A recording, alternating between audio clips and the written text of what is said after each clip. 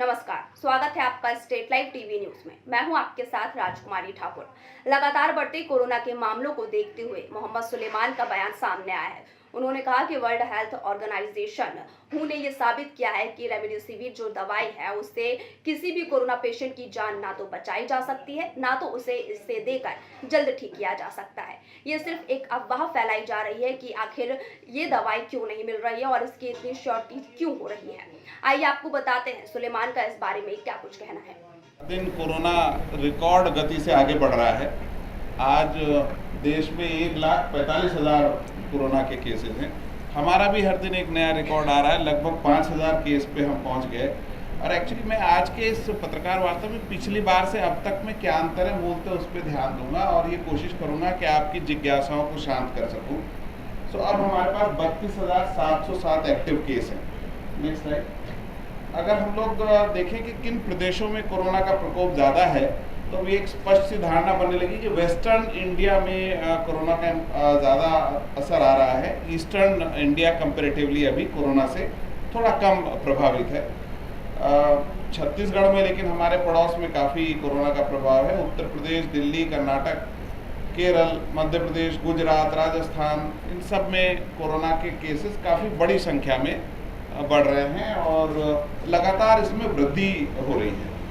हम अपने मध्य प्रदेश की जब तुलना करके देखते हैं तो हमारे लिए लगातार एक ही चीज़ चिंता का विषय बनी हुई। मुझे याद है पिछली बार जब मैं आपसे बात कर रहा था तो मैंने आपको बताया था कि हमारी पॉजिटिविटी रेट बढ़ी हुई है 10.6 या ऐसा कुछ वो आंकड़ा था। आज वो बढ़ के 12.1 दिख रही है। मतलब हमारी पॉजिटिविटी रेट अभी आगे लगातार ऊपर की गति की ओर है, 12.1%। और हमारे लिए ये चुनौती का विषय है कि ये अभी देश के औसत से भी ज़्यादा 9.9 कंट्री का एवरेज है, हमारा 12.1 पॉजिटिविटी है। और जो ग्रोथ रेट है CAGR जिसको कहते हैं वो भी कंट्री एवरेज से ज़्यादा है, 0.9 भारत का है, हमारा 1.3 है। जैसा मैंने कहा कि देश का चूँकि आधा हिस्सा अभी कोविड के प्रकोप से अछूता है तो ऑब्वियसली बाकी आधे हिस्से में उसका प्रकोप ज़्यादा दिखता है। तो ये आंकड़ा स्लाइड बेसिकली बताती है कि कोविड का खतरा बिल्कुल अपने सामने है और हम लोग उससे बिल्कुल भी अछूते नहीं हैं। हम लोग इस पीक को देख के पहले बहुत खुश हुआ कर सकते थे फरवरी में कि हम तो बस अब ठीक हो गया, हमारा ग्राफ तो 0 पे पहुंच गया।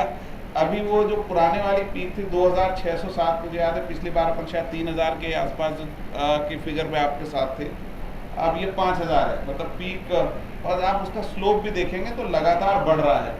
तो हम अभी भी ये कहने की स्थिति में नहीं है कि हमारा कोविड की जो ग्रोथ है उसमें कोई कमी आई है। मतलब अभी भी ग्रोथ हमारी लगातार बनी हुई है।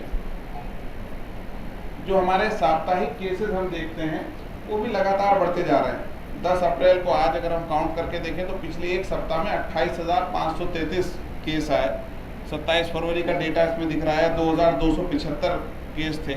मतलब लिटरली एक सप्ताह में जो केस आते हैं वो 12-13 गुना बढ़ गए हैं और अभी भी ग्रोथ का पैटर्न हमारा चल रहा है।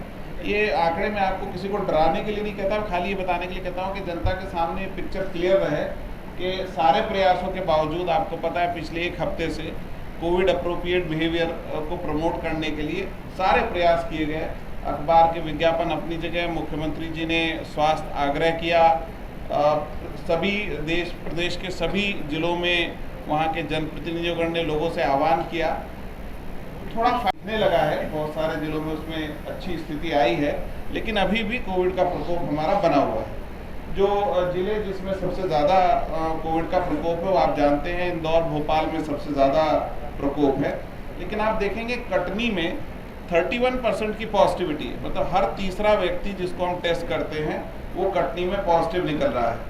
छिंदवाड़ा में 8% है, लेकिन नरसिंहपुर बगल में है, 20% की पॉजिटिविटी नरसिंहपुर में दिखने लगी है।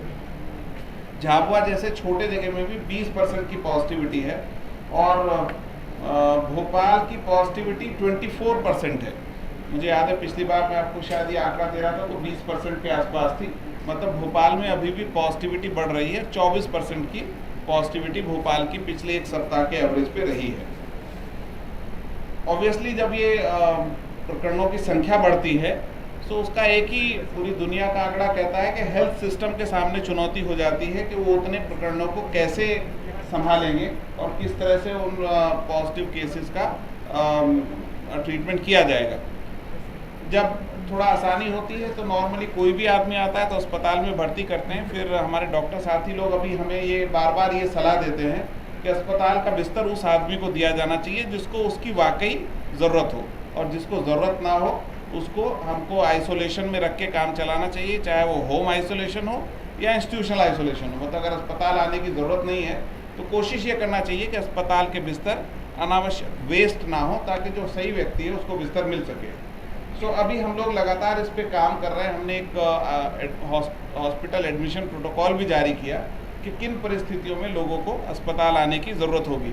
ये भी बहुत ज़रूरी है कि जिनको अस्पताल आना है वो समय से आ जाए, क्योंकि अगर वो देर हो जाते हैं तो बाद में उनके सर्वाइवल के जो चांसेस है वो रिड्यूस होने लगते हैं। तो दोनों दृष्टि को रखते हुए लोग जल्दी अस्पताल आ सके और वो व्यक्ति अस्पताल आए जिसको उसकी ज़रूरत हो, इसके लिए हमने एक प्रोटोकॉल जारी किया।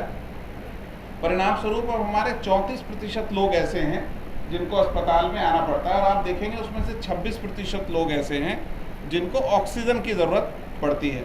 जब डॉक्टर साहब आपको थोड़ी देर पहले बता रहे थे कि जो लोग आईसीयू में हैं उनको रेमडेसिविर की ज़रूरत पड़ती है, तो इसमें आप देखेंगे 8% लोग आईसीयू एचडीयू बेड्स पे हैं, ऑब्वियसली उनको रेमडेसिविर की ज़रूरत पड़ती है। और कुछ लोग जो केवल ऑक्सीजन युक्त सामान्य बिस्तर पे हैं, मतलब जिनको ऑक्सीजन दी जा रही है लेकिन अगर उनका ऑक्सीजन कंजम्पशन 5 लीटर से ज़्यादा है तो फिर उनको भी रेमडेसिविर जैसी दवाई की ज़रूरत पड़ती है। दोनों आंकड़े मिला के देखें तो ये 10% के आसपास का नंबर आता है, अर्थात कोविड के प्रभावित होने वाले प्रकरणों में से 10% लोग ऐसे होते हैं जिनको रेमडेसिविर को लगाने की ज़रूरत होती है। हालांकि मैंने थोड़ी देर पहले आपको कहा था कि WHO ये कहता है कि इसकी ज़रूरत नहीं होती, लेकिन थोड़ा मैं आगे और इसको एक्सप्लेन करने की कोशिश करूँगा कि हम इसको